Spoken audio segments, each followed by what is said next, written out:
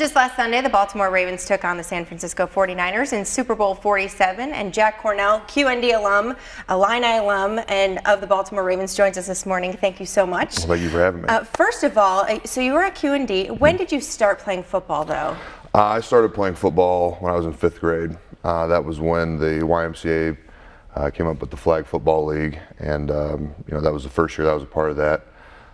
The very next year was my first year of tackle football, and I've been doing it ever since. And why did you start? I just love football. You know, I can remember coming home from church on Sundays, and my dad's watching something on TV, and I don't know what it is. I'm too young at the time to really realize it, but I kept watching, and the more I watched it, the more I fell in love with it. And I knew that, that's something that I wanted to do.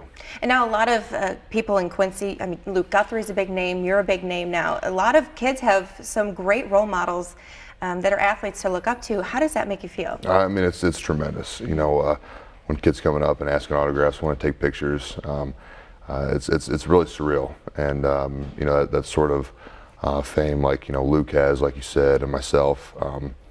It's a lot of fun, and I know I'm enjoying every bit of it. Now, who did you look up to then growing up? I had a lot of role models growing up. My parents are very strong people. And they taught me and my brother how to be independent, and really how to deal with stuff. A lot of stuff on our own. I've got a lot of sports figures that I looked up to. Reggie White was a big one.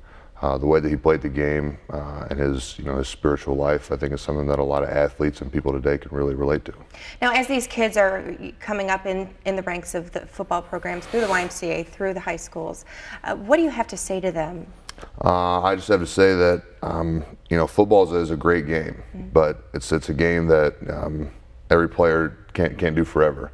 The good thing about Luke Guthrie's career is he's going to play golf a lot longer than I'm going to play football. At least I hope so. But enjoying every minute of it and never taking a single rep, a single snap for granted. Now, we asked on Facebook if people have any questions to log on and ask them. One of the questions that we had was, what did you guys do during the blackout at the Super Bowl? Nothing. We had nothing to do. And that was really kind of a crazy moment in the game, obviously. I can remember standing on the sidelines and, watching the defense out there doing their thing against the offense.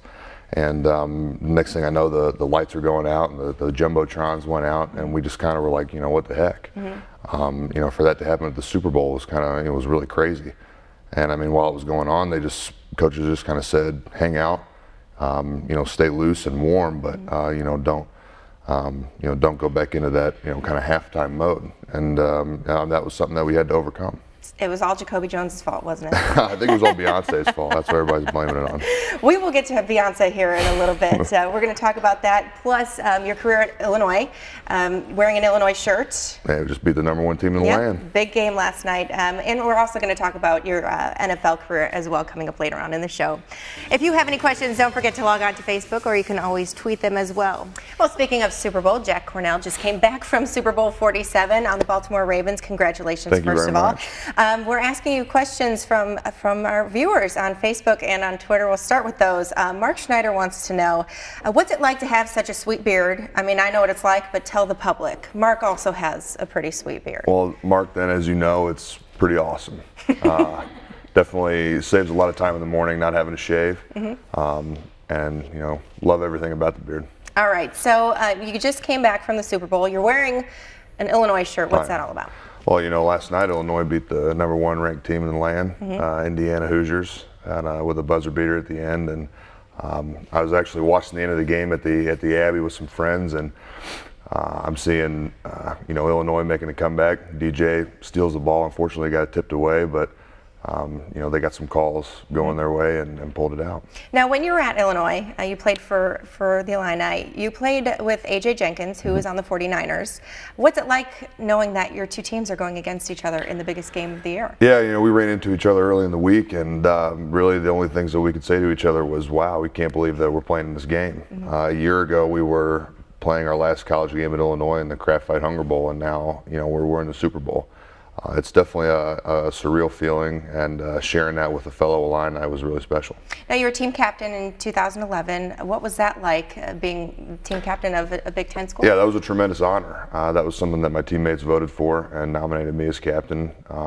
and my coaches said that it was really a landslide decision, and that my teammates felt very highly of me and gave me that honor. And I just went out every day and I tried to do the best I could to help my team win. Some days it wasn't good enough, and some days it was. But I had a lot of fun doing it. And now you guys have a huge homecoming coming up today at QND, where you played. When you were in Baltimore, coming back to the stadium of 200,000 people, what was it like to see all of those people there? I mean, it was insane. There was parties going on in the street, and I saw footage from right after the game when people were, flooding into the streets, jumping on cars, and for a city like Baltimore to really rally around, the Ravens and come together with something like that is a really special thing for that community. Now, I found Kristen's tweet. She wants to know, is Beyonce really that beautiful in person? Of course she is. Good answer.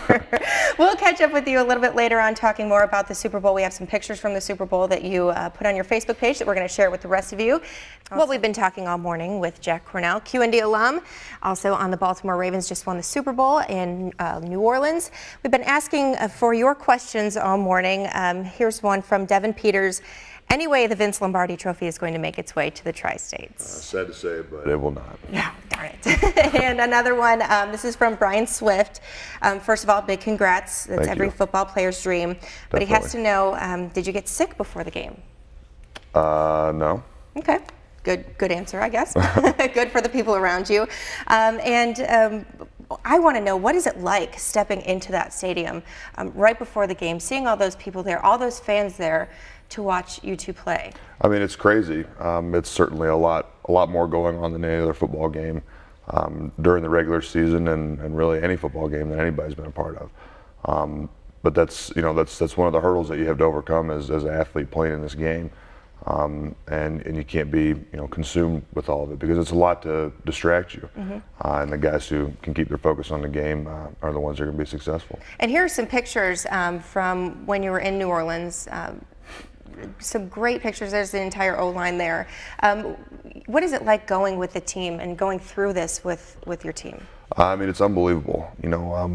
We spend our entire days and really our entire years around each other, and to get to share that, with our brothers, guys on the team, is really special. And this team is going to be completely different next year. It's every year teams change, people come in and people go, but forever we'll be able to walk together knowing that we won the Super Bowl 47. And now you're fairly young. Yeah. And what's it like having all these guys who are older than you, essentially role models who are like your brothers? I mean, it's definitely tremendous football players to look up to. And you look at the Baltimore Ravens; they're known for having leadership on their team and being a player-driven team. And I think that obviously it starts with Ray Lewis, and everybody knows what kind of leader he is, but really all around. Our center, Matt Burke, Ed Reed, Bernard Pollard. I mean, these are guys who've been playing at the highest level possible for a very long time. And for them to get a Super Bowl is really awesome. So what's next then?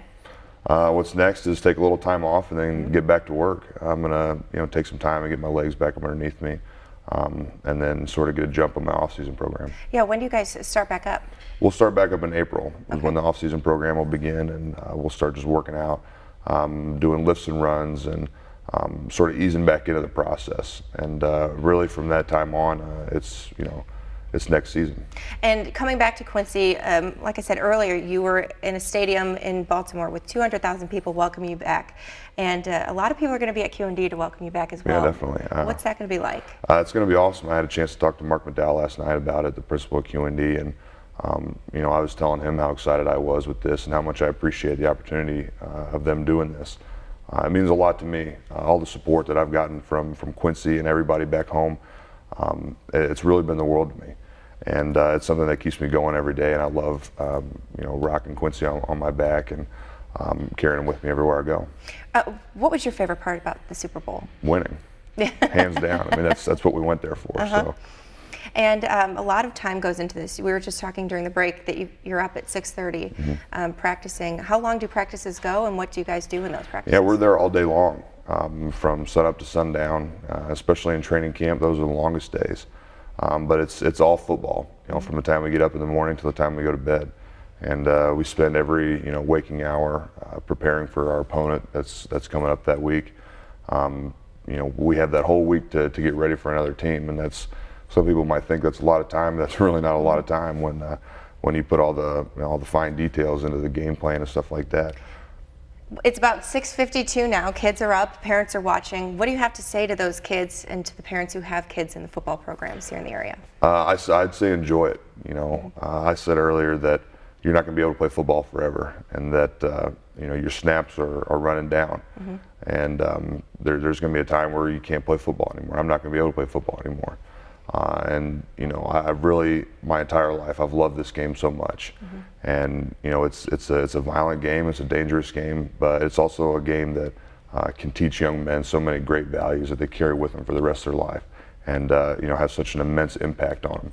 I think of the impact coaches have had on me. Every coach I've ever had on any team I've ever been on, a little part of them is still with me today, and how I approach the game and handle my business. A lot of it comes from that. Just one more thing real fast. Blake Bradley says he doesn't have a question. He just wanted to tell you that they're proud of you and the rest of the Ravens, and it goes to show what hard work, discipline, and faith can do. Well, I really appreciate it. Like I said, the support that's been coming my way from Quincy has been unbelievable. And I couldn't be more appreciative of everybody that's ever reached out on Twitter, on Facebook, anybody who's called and texted me, and or even just see me walking down the street and said, congratulations. I want to continue to try to be a role model for young men and young women, everybody in this community. And you can do anything that you want to do, and you can't let anybody tell you can't. All right. Thank you so much for joining us this morning. Thank you very much for You've been having with me. us all morning. If you missed any of the interview, I will put it on our YouTube page.